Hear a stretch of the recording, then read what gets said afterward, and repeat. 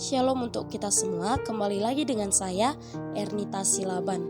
Saat ini saya akan memperkenalkan siapa Yesus.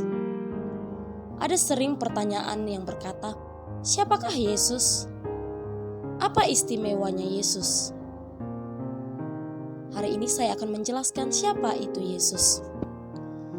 Pada waktu itu berjalanlah Yesus dengan murid-muridnya. Lalu pada saat itu ada seorang buta mendengar bahwa Yesus anak Daud sedang lewat. Lalu orang buta itu memanggil Yesus dan berkata, "Hai anak Daud, kasihanilah saya." Lalu Yesus berkata kepadanya, "Apakah yang saya perbuat kepadamu?" Lalu orang buta itu berkata, "Saya ingin melihat kembali." Lalu Yesus menjamah matanya dan berkata, "Imanmu yang menyelamatkanmu." Lalu orang buta itu bisa melihat dan berkata, "Aku bisa melihat lagi." Lalu ia mengucapkan terima kasih kepada Yesus serta memuji dan memuliakan nama Yesus dan memperkenalkannya kepada semua banyak orang yang berada di tempat pada itu. Yang kedua, Yesus menyembuhkan orang lumpuh.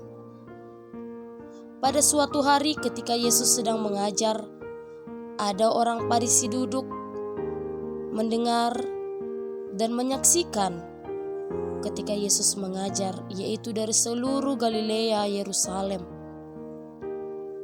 Namun pada saat itu, kuasa Tuhan menyertai dia, sehingga ia dapat menyembuhkan orang yang sakit.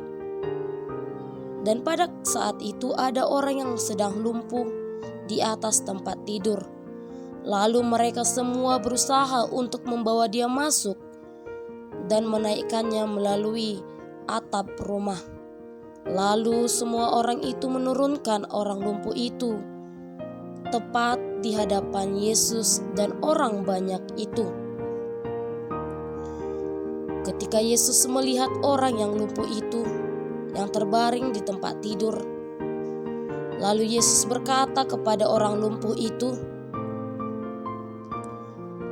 "Dosamu sudah diampuni. Bangunlah dan angkatlah tempat tidurmu." Lalu orang lumpuh itu terbangun dan mengangkat tempat tidurnya, serta pulang ke rumahnya dan memuliakan nama Tuhan yang telah menyembuhkannya. Lalu banyak orang Farisi melihat hal itu dan tidak percaya. Namun ketika orang lumpuh itu sudah berdiri dan telah mengangkat tempat tidurnya, mereka bersorak-sorai dan percaya bahwa Yesus telah menyembuhkan orang lumpuh itu. Kedua cerita tersebut adalah karya-karya yang telah dilakukan Kristus. Kristus adalah seorang tabib yang ajaib. Kristus adalah seorang yang penuh kasih. Maka daripada itu kita harus tetap percaya kepada Kristus yang begitu ajaib. Amin. Shalom.